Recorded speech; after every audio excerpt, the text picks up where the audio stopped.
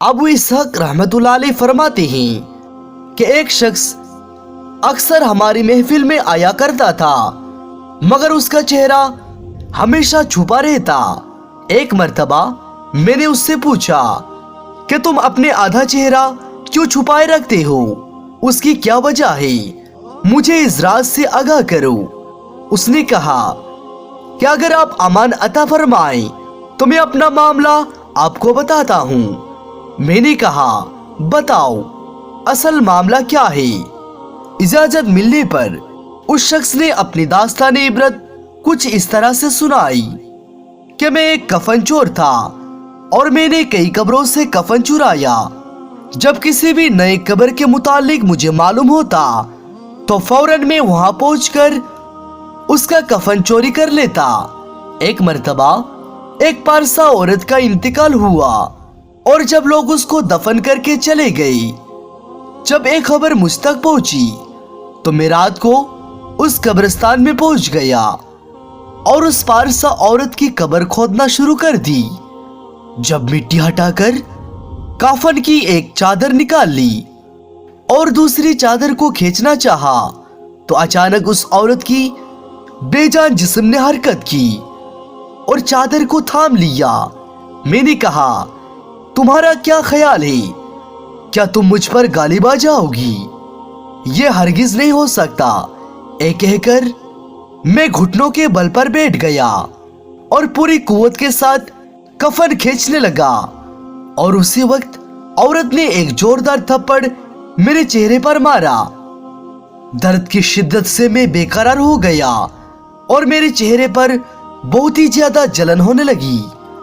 ऐ कहकर उस कफन चोर ने अपने चेहरे से कपड़ा हटाया तो उसके गाल पर उंगलियों का निशान बिल्कुल वाज़ेह तौर पर मौजूद थे। मैंने कहा अच्छा फिर क्या हुआ? उस कफन चोर ने कहा फिर मैंने चादर को वापस उस औरत पर डाल दी और जल्दी जल्दी कब्र में मिट्टी डालकर उसको बराबर कर दिया और दिल में पुख्ता इरादा किया कि जब तक जिंदा रहूंगा कभी भी कफन नहीं चुराऊंगा। आप दुआ कीजिए अल्लाह ताला मेरे गुनाहों को माफ फरमाए और मुझे तौबा पर इस्तिकामत अता फरमाए।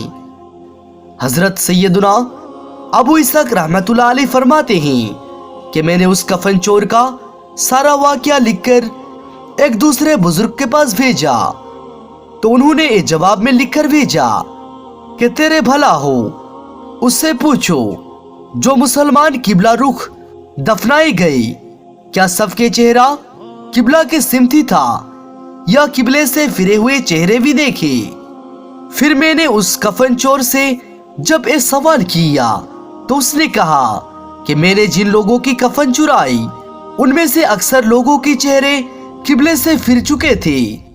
हजरत अबू इसहक रहमतुल्लाह अलैह फरमाते हैं कि मैंने ये बात लिखकर उन बुजुर्ग को फिर से भेजा तो उन्होंने जवाब में लिखा कि यह बुरे खात्मा की अलामत है, अस्तगफिरुल्लाह, और वो बुरे खात्मा चंद वजूहात के बुनियाद पर होता है, जैसे कि शराब पीने की वजह से, माँ बाप की नाफरमानी करने की वजह से, जिना करने की वजह से, नमाज में सुस्ती करने की वजह से, सूद खाने की वजह से, मुसलमानों को तकलीफ देने की वजह से खात्मा खराब होता है और कब्र में लेटाने वाला मैयत को किबला की तरफ रख के चले जाते हैं, लेकिन बुरे खात्मे की वजह से उसके मुंह किबला से फिर जाता है।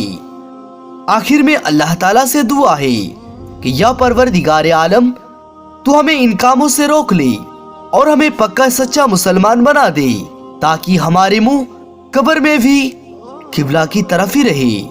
आमीन सुम आमीन।